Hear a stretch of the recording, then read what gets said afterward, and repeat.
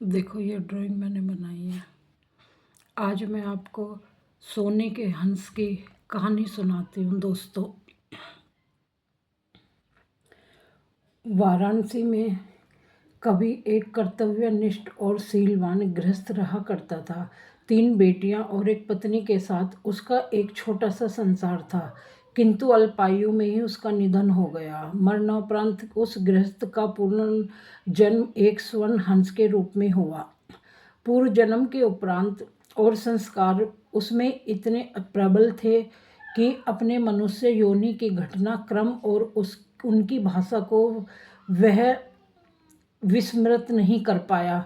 पूर्व जन्म के परिवार का मोह, उनके प्रति उनका लगाव वर्तमान को भी प्रभावित कर रहा था। एक दिन उसने अपने मोह के आवेश में आकर वाराणसी को उड़ चला, जहां उसका पूर्व जन्म की पत्नी और 3 बेटियां रहा करती थी। घर की मुंडेर पर पहुंचकर उसने अपनी पत्नी और बेटियों को देखा। उसका मन खिन्न हो गया, क्योंकि उनके मरणोपरांत के उसके परिवार की आर्थिक दशा खराब हो चुकी थी।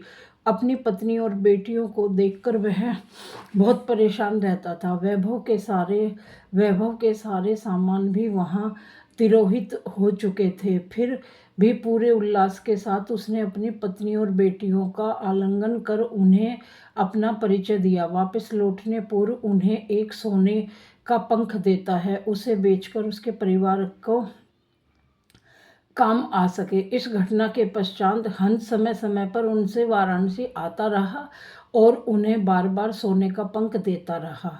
बेटियां तो हंस की दयाशीलता से संतुष्ट थी, मगर उसकी पत्नी बड़ी लोभी प्रवृत्ति की थी।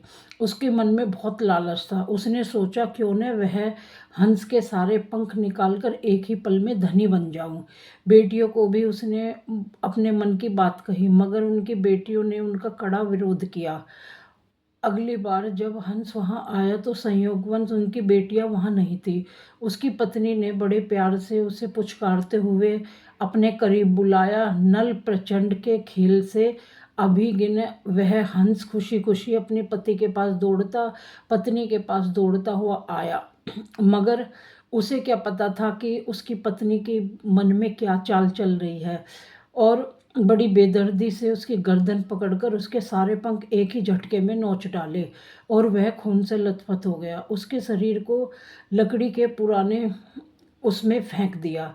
जब वह सोने के पंखों को समेटना चाह रही थी, उसके हाथों में सिर्फ एक साधारण पंख ही लगा, क्योंकि उस हंस के पंख उसकी इच्छा के प्रतिकूल नोचे जाने पर एक साधारण हंस के समान हो जाते थे।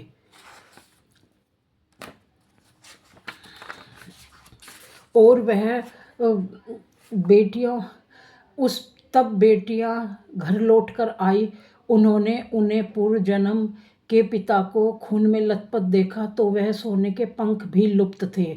उसने सारी बात समझ में आ गई बेटियों के। तत्काल ही हंस की भरपूर सेवा और शुश्रूषा कर कुछ दिनों के बाद बेटियों ने उसे स्वस्थ कर दिया और संभवतः उसके पंख फिर से आने लगे।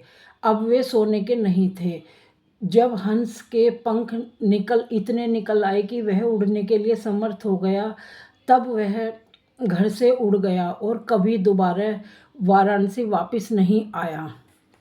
तो इससे क्या हमें शिक्षा मिलती है दोस्तों, कि हमें बेकार का लालच कुछ भी नहीं देता और हमें उल्टा नुकसान हो जाता है। तो हमें जितना हमारे भाग्य में होता है वो हमें ज़रूर मिलता है, और जो हमारे भाग्य में नहीं होता, कहते हैं ना, बड़ों का कहना है कि अगर भाग्य में नहीं है तो हाथ पे से रोटी भी छिन जाती है।